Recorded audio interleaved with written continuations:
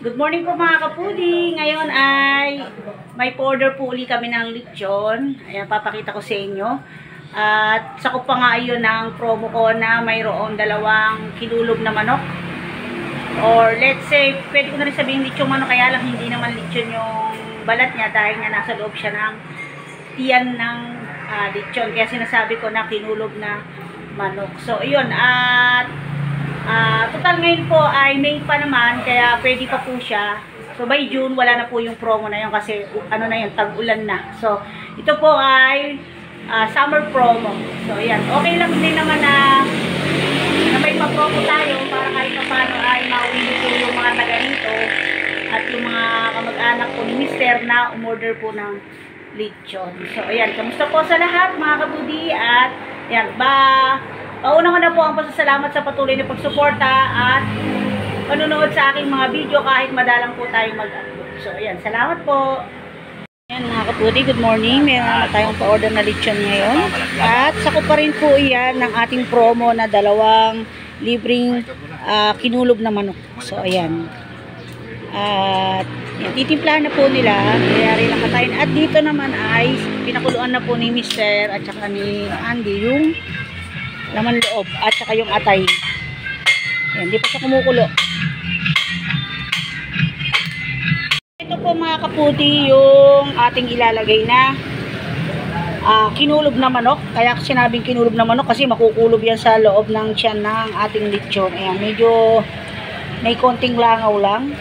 Kasing tabi po at yan po eh hindi maiiwasan. So ayan, at ilalagay na rin po yan sa loob ng ating baboy. So, ang nilagay ko dyan ay asin lang at saka itong rosemary at nilagyan ko ng tanglad sa loob. So, hindi ko na siya nilagyan ng kahit na ano o bechin or paminta kasi yan po ay manunuot ang lasa ng ating katas ng ating lechon na baboy o yung pinakakatas ng belly sa loob ng tiyan. Tapos ayan, absorb ng ating manok kaya lalasa po yung mabuti.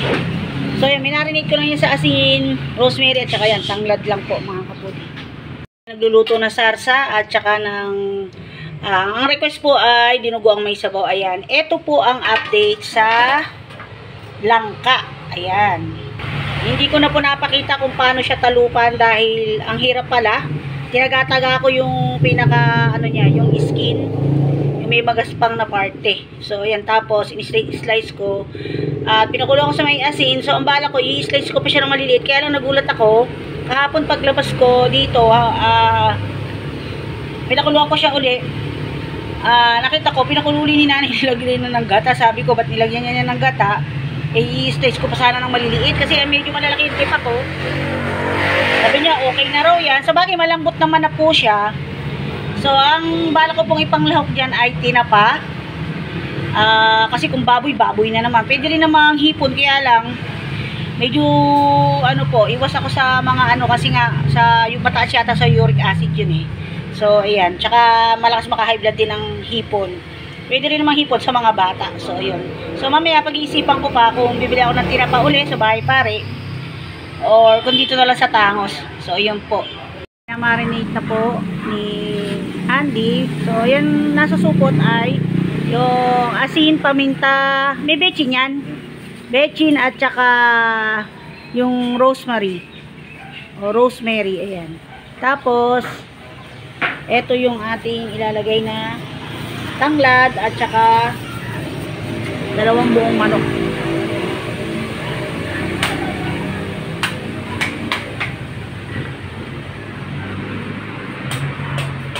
Yan, medyo hindi ko nga malaman kung iaano ko to. Yung i-blurred ba. Kasi pagka ganyan eh, naka-yellow monetization, walang ano, walang revenue. Bawal kasi yung ganyan, yung baboy. Pagka sa YouTube. Nung nakaraan po ay binilag ko yung lechon. Yung lechon naman walang ganyang hilaw. Ano na siya, yung brown na. Walang revenue. Hindi ko alam kung bakit pagka lechon eh, bawal. O dahil baka nga kasi nga hayop. Pagka sa manok kaya hindi bawal.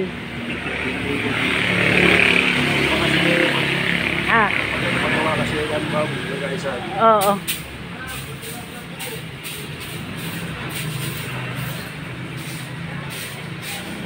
Alam ko nga dati sa title na lechon yung pala dun sa ano rin. Nag-request pa nga ako ng i-review kaya lang ganoon din pa rin ang lumabas. Yeah, pwede mong asinan yung buong katawan. O kasya na sa loob yan. Oo, kailangan yan. Medyo pa yan eh. Pahanginan para matuyo. Yan, para malasa. Tapos sa balat, toyo lang po. Sabi ko kay Andy, medyo i-rub muna niya ng asin. Tapos maya-maya toyo. Konting toyo. Oo, inaantay ako. Bibili kami ng ulam kasi. Nag-iisip pa nga ako na isasahog sa langka. Pinakulo ko lang muna yung langka.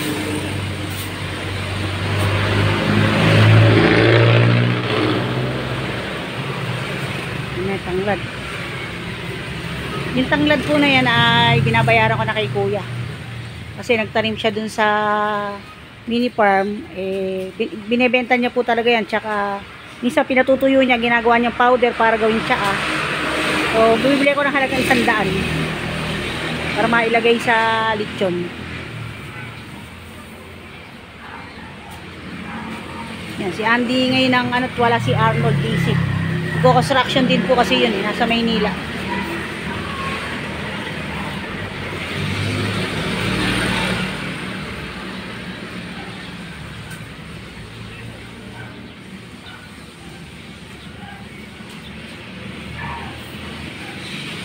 Sarap yan, maraming tanglad.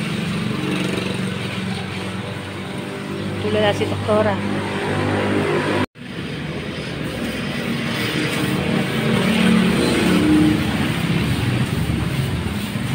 Yan, lalagay na. Dapat pala, kasya ba yung manok? Sarap, may lechong manok pa. Bongga. Yun, nanganak ng manok ang baboy.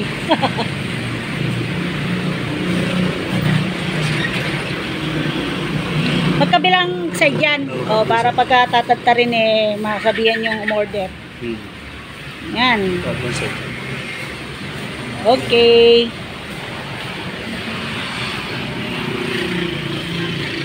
Nandito po tayo sa Tangos at bibili na lang po ako ng tulingan, iihaw at saka perito po siguro panahog dun sa ating langka. So ayan. At sa mo na nga rin? Tayo tulingan ba to? Ha?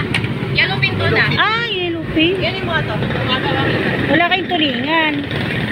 Magkano sa ganito? 300 per 280 kilo. Tulingan sana. Wala ka tulingan. Tulingan yan. Hindi, pananaw po kasi sa langka eh. Ay, wala pala. Ngayon, balik na ako kay Doktora. Ayun, bibili lang muna kami ng piritong manok para hindi na ako magluto ngayong agahan. So, nag-iisip ako, sabi ni Doktora, kahit piritong manok na lang. At mamaya na lang ako iikot. Baka nga tinapa na lang din ako mabaksak sa tinapa. Mas masarap pa nga yung tinapa sa langka kasi may smoky flavor. Yan, pasensya na kayo, medyo magyugyog. Naka-cellphone po kasi tayo. Hindi pala yung tulingan. Yellow pin tuna. Pupunta na lang din ako ng bahay pare pag-deliver ng lechon. Din po kami dito sa bahay pare. Sabi ni Doktora, ngayon na. Yun ang gusto kay Doktora. Bakit palilipasin pa din ngayon na? Kaya lang, ang tanong, may tinapa kaya? So, doon kami madalas nakakabili ng tinapaya.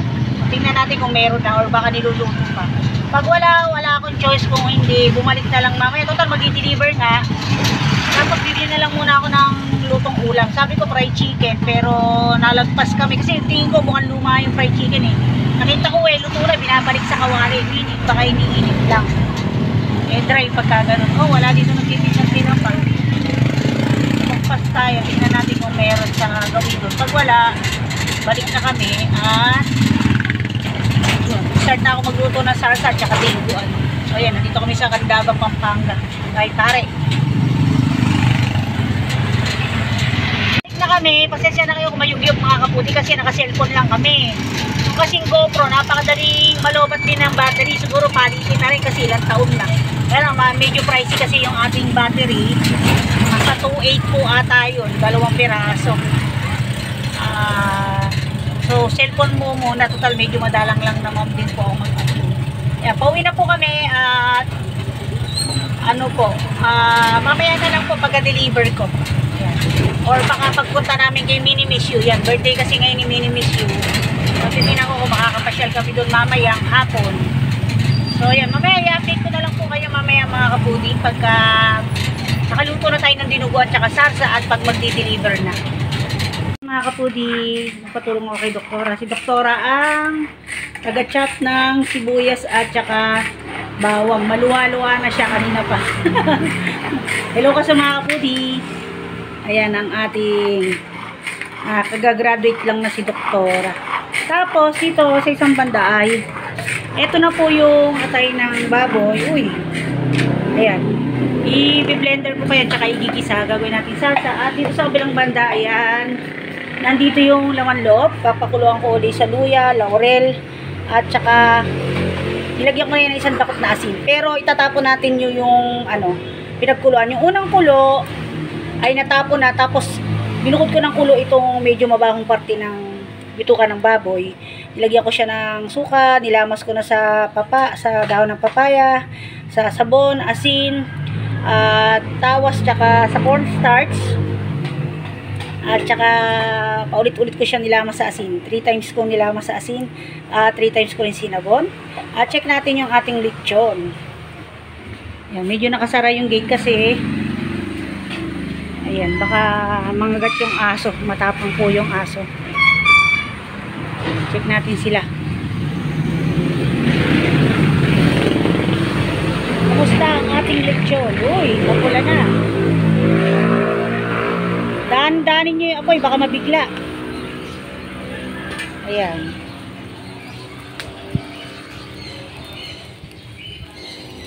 Nip.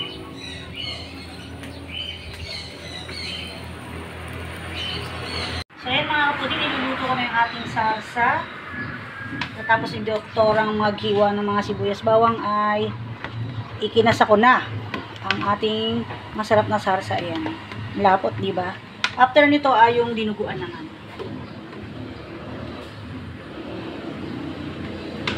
Okay na. At ito mga kapudi yung ating laman loob na slice ko na. Ayan, narinig nyo. Mutunog-tunog, pumuputok-putok ko. Yan, yan ay dinuguang may sabaw.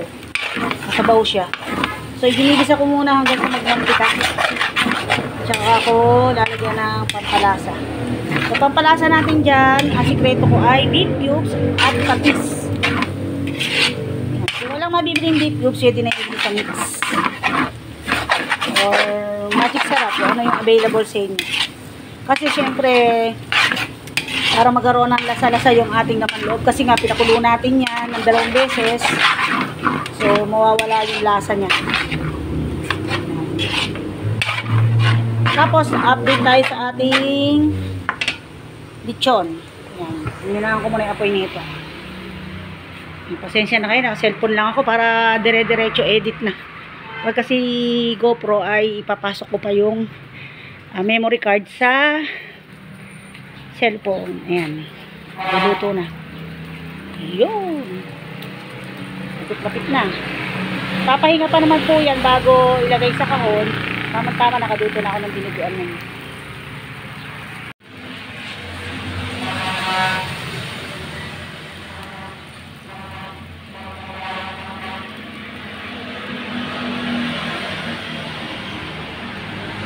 Dinuguang may sabaw. Nilagyan ko niya ng nor sampalok at konting sukang paumbong. Ang sukang paumbong kasi manamis-namis yan. Unlike nung sukang dato puti ay medyo may ano ba tawag doon? May pakla ba? Ganun. At sobrang asim, kumakagat ng asim. So ito na, lalagyan na natin ng usbong ng sampalok, pampadagdag asim at saka masarap po sa dinuguan yung may usbong ng sampalok. At naka-ready na rin yung ating lechon. Ito na lang yung hinahantay. Yung aking salsa ay naka-ready na rin sa tab na malaki. Ito, hantay ko na lang ng kumulong-kumulo at okay na. Yung lasa niya, natikman ko na, okay na rin. So, yun po ang ating order today. So, update ko na lang kayo mamaya pag deliver ko na po. Ayan mga kapudi, pa-deliver na po kami ni Doktora. At pasensya na po ulit kayo kung masyadong mayugyug ang ating video. Tayo po ay naka-cellphone lang para tayo ay makapag-upload.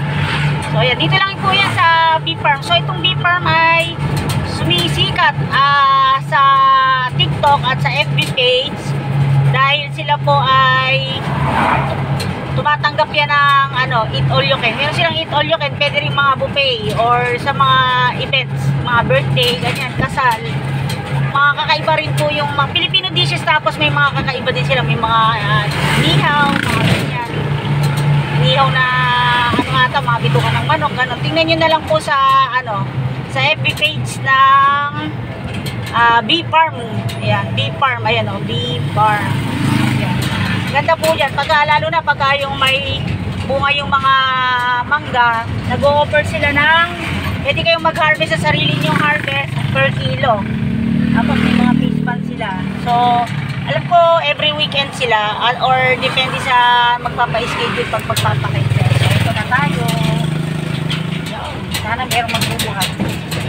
Maganda rin dito. Tapos may mga kubo-kubo sila na pwede ninyong doon kayo magda-dining sa dito.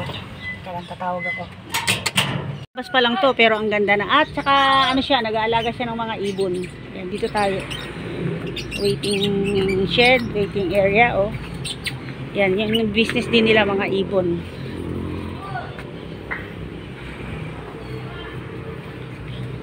Yung malawak yung lupain nila. So doon may mga kubul-kubul na parang mga Indian. Ano ba tawag doon? Yung parang may kubo na patatsulok lang. So ayan, hindi kakayanin kasi ng isang tao yung lechon. Kailangan dalawa. Makain na yung lalaki, tinatawag ko kanina. Inuro pa niya yung dito. Sila rin naman ang bubuhat. Kukunat yung lechon pagka ganyan.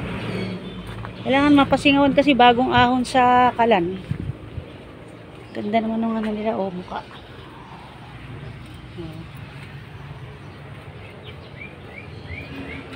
Ate. Rubber tree.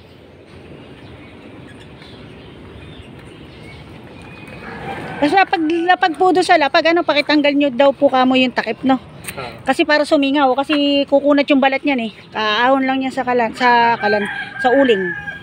Sabi ko sa'yo, kuya, magbubuhat ka, Tara, masisira to. Magana lang naman yan, dalawa naman kayo Oo, kukunat kasi yung balat, makukulog. Tapos mababali ang Baka mahati. Oo. Tama. Yung isa, papasok sa e-bike palabas. Papasok dito.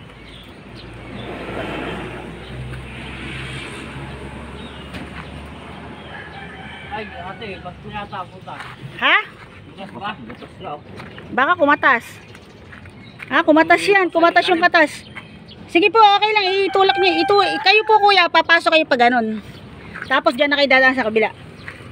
Kumatas po yan. Kasi bagong... Ilalim hindi masanog. Isama natin basahan. Sige, sama niyo muna yung basahan kuya. Balik niyo na lang. Basahan siya. Okay lang naman. Sige.